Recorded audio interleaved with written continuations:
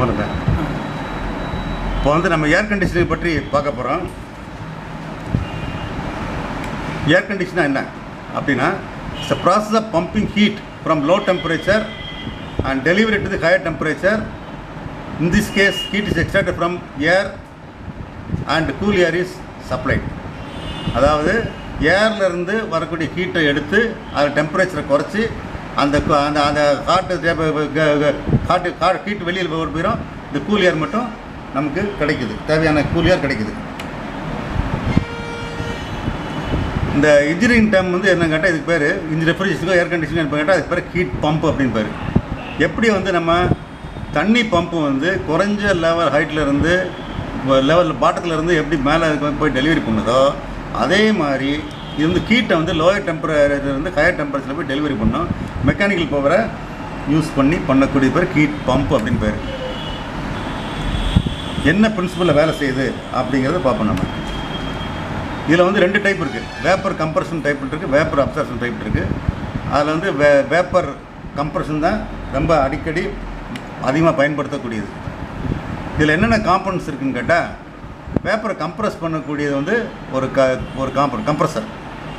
அந்த கம்ப்ரஸில் வரக்கூடிய அந்த ஃப்ளூயிடு வந்து வேப்பராக இருக்கிறது வந்து அதை வந்து நம்ம கூல் பண்ணிங்கன்னா அது வந்து லிக்விடாக மாறிடும். அந்த எக்யூப்மெண்ட் பேர் வந்து கண்டென்சர்.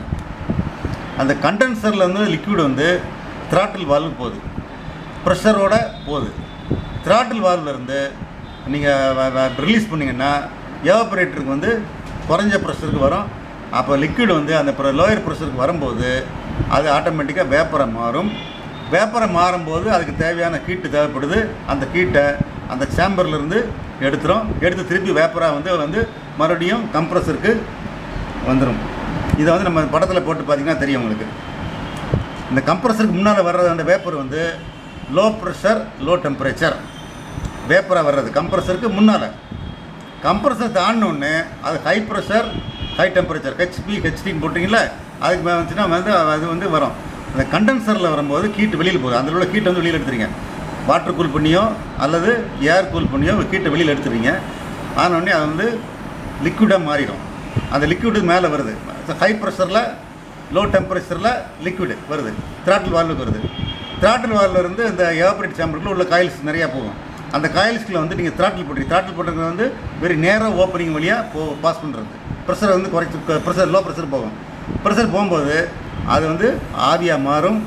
ஆவியாக மாறுறதுக்குள்ளே தேவையான ஹீட் வந்து அந்த எவாபரேட்டராக அந்த உங்களுக்கு அந்த ரெஃப்ரிஜரேட்டிங் சேம்பர்லேருந்து எடுத்துக்கிடும். திருப்பி வந்து இந்த வேப்பரை வந்து மறுபடியும் சைக்கிள் அப்படி சுற்றி வரும். சைக்கிளிக்காக வரும். இந்த இதுக்கு வந்து உள்ளே வந்து யூஸ் பண்ணுறது சீல்டு யூனிட். கம்ப்ளீட்டாக வந்து வெளியில் எங்கேயுமே வராது. அது சுற்றி வரும். ஓப்பன் வெளியில் ஒன்றுமே வராது. அந்த உள்ளே வரக்கூடிய ஃப்ளூயிடுக்கு பேர் வந்து ரெஃப்ரிஜரண்ட் வந்து என்ன ஒரு ஸ்பெஷாலிட்டின்னு கேட்டால், அது very low boiling point. Liquid வந்து விட்டிங்கன்னு அது வந்து இப்போ 0 டிகிரிஸ் கீழே போயிடும். ஏப்பரேட் ஆகும்போது அது 0 டிகிரிஸ் கீழே போயிடும். அது மாதிரி அதில் என்ன இப்போ இது கம்ப்ரஸ் பண்ணும்போது இதாகிடும். அதே மாதிரி கம்ப்ரஸர் வந்து நீங்கள் லிக்விட் வந்து ரிலீஸ் பண்ணும்போது பேப்பராக மாறிடும். கண்டென்சரில் வந்து இந்த பேப்பர் இதாகுது.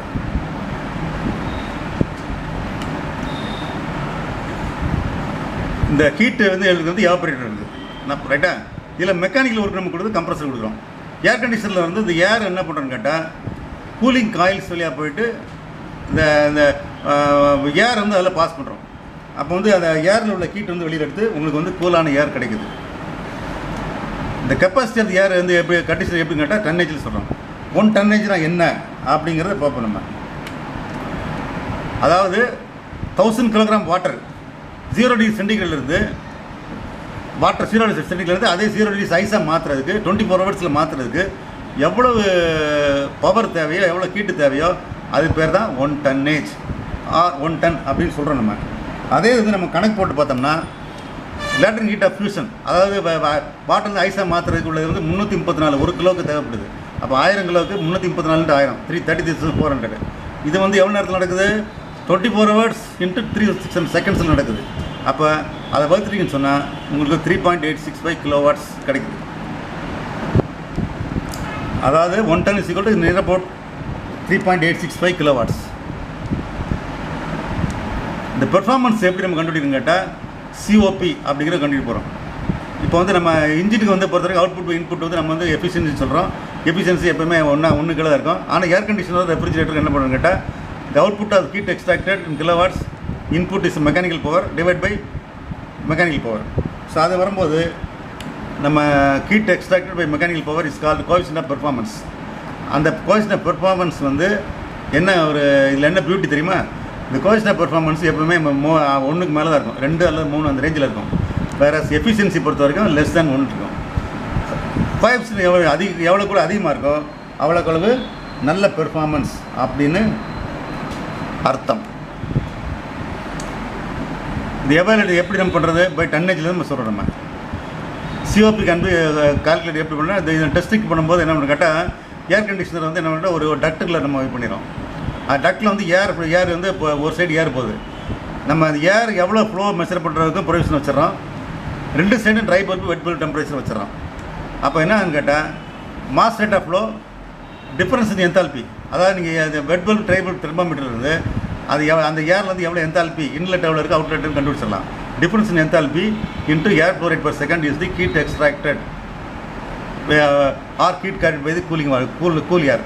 மெக்கானிக்கல் எனர்ஜி வந்து நீங்கள் வந்து எனர்ஜி மீட்டர் வச்சு கண்டுபிடிச்சிடலாம். மெக்கானிக்கல் பவர் அதாவது இது ஹீட் எக்ஸ்ட்ராக்டட் மெக்கானிக்கல் பவர் வந்து இப்போ பார்த்தீங்கன்னா யூ கெட் சிஓபி. டன்னேஜ் வந்து heat extracted in kilowatt divide by 3.865. இந்த ஏர் கண்டிஷனரில் வந்து ஒரு 3 டைப் இருக்குது. ஒன்று விண்டோ ஏர் கண்டிஷனர், அதாவது நீங்கள் சவுத்தில் மாட்டி வச்சுறீங்க, வெளியே வந்து ஹாட் ஏர் போகும், உள்ளே வந்து கூல் ஏர் வரும். ஸோ அதுக்குள்ளே எல்லாம் வந்துடும். அந்த விண்டோக்குள்ளே வந்து எல்லா காம்போனண்ட்டும் வந்துடும், சீல்டு யூனிட்டு எல்லாமே வந்துடும். ஸோ அது கண்டென்சர் எல்லாமே வந்துடும். ஸோ அது வந்து அது பேர் என்னது விண்டோ ஏர் கண்டிஷனர். இல்லை ஒரே ஒரு ட்ராபேக் என்னென்னு கேட்டால் அந்த விண்டோ ஏர் கண்டிஷனர் வெளிப்பக்கம் வந்து ஹாட் ஏர் போகும். அப்போது நீங்கள் வந்து ஒரு ஏற்கனவே ஒரு ரூமுக்குள்ளே வந்து ஒரு சின்ன ஒரு ஒரு கியூபிக்கல் மாதிரி ஃபார்ம் பண்ணி வச்சுங்க. அப்போ என்னன்னு கேட்டால் நீங்கள் உள்ளே கூல் ஆச்சுன்னா அதுக்கு வெளியே வந்து கீட்டு போயிடும். அங்கே வெளியில் வேறு ஆட்டில் உட்காந்தாங்கன்னா அவங்களுக்கு காட்டாயிரும். ஆனால் அந்த மாதிரி கேஸ் வரும்போது விண்டோ ஏர் கண்டிஷன் உபயோகப்படுத்த முடியாது. வெளியில் வந்து போகிறதுக்கு வழி இருந்தால் தான், கீட்டு வெளியில் போகிறதுக்கு வழி இருந்தால் தான் விண்டோ ஏர் கண்டிஷன் யூஸ் பண்ண முடியும். அந்த மாதிரி கேஸ்க்கு என்ன பண்ணுறான்னு கேட்டால் அந்த கம்ப்ரஸர் யூனிட்டை மட்டும் தனியாக எடுத்துறது. அந்த கூலிங் காயில் இல்லாமல் அந்த யூனிட் மட்டும் தனியாக கொண்டு போகிறது. அந்த கூலிங் காயிலை மட்டும் தனியாக எடுத்து வந்து நம்ம எங்கே கூலிங் தேவையோ அந்த கூலிங்கில் வச்சுருவோம். நம்ம cooling coils are separated from main unit and taken to a place where cooling is required. Main unit வந்து எங்கே வெளியில் நம்ம ஓப்பன் ஸ்பேஸில் நம்ம தனியாக வந்து எங்கே கூல் பண்ணுற கூலை ஹீட்டை எங்கே வெளியில் விடாமல் அங்கே வச்சுக்கலாம் நம்ம. ஸோ அது வந்து அது 2 யூனிட்டாக இருக்கும். அந்த யூனிட்டுக்கு கொண்டு வந்து பேர் ஸ்பிளிட் ஏர் கண்டிஷனர். அதாவது ஏர் கண்டிஷனர் வந்து 2 பகுதியாக பிரிச்சுட்டு வந்து கூலிங் பாயிண்ட் மட்டும் தனியாக வச்சுக்கிறீங்க, மெயின் யூனிட் தனியாக வச்சுருக்கீங்க. இப்போ அதனால் பேர் என்னது ஸ்பிளிட் ஏர் கண்டிஷனர். இது ரொம்ப பாப்புலர். இது டொமஸ்டிக் பெரும்பாலும் இதை நம்ம யூஸ் பண்ணுறாங்க. சில இடங்களில் பண்ணுறதுக்கு வசதி இல்லாமல் இருக்கும். சில கேபின் மாதிரி இடங்களில் தனி மாதிரி இடங்களில் இந்த மாதிரி தான் யூஸ் பண்ணுறாங்க. சென்ட்ரலைஸ் ஏர் கண்டிஷனர் கேட்டால் இப்போ நம்ம ஒரு பெரிய ஒரு ஹோட்டல் இருக்குது, ஒரு 50 ரூம் இருக்கும். அதே மாதிரி வந்து ஒரு தேட்டர் இருக்குது. தேட்டர் வந்து ஒரு 30-40 பாயிண்டில் வந்து நீங்கள் பண்ண வேண்டியிருக்கு. ஒன்று தனித்தனியாக ஏர் கண்டிஷன் வச்சு பண்ண முடியாது. அப்போ என்ன பண்ணுறாங்க கேட்டால் சென்ட்ரலாக வந்து ஒரு இடத்துல வந்து ஏர் கண்டிஷன் வச்சுட்டு அந்த கூல் ஏரை வந்து ஒவ்வொரு இடத்துல அப்படி பிரித்து விட்றாங்க. அது இந்த கேஸில் வந்து எல்லாமே ஒரே இடத்துல இருக்கும். அதாவது அந்த ஹோல் யூனிட் வந்து பெரிய பிகர் யூனிட்டாக இருக்கும். அதை வந்து அந்த கூல் ஏரை மட்டும் நம்ம டக்கில் வச்சு நம்ம வரதுக்கு பிரித்து விட்றாங்க. இப்போ இது என்னது சென்ட்ரலைஸ்ட் ஏர் கண்டிஷனர். அவ்வளோதான்.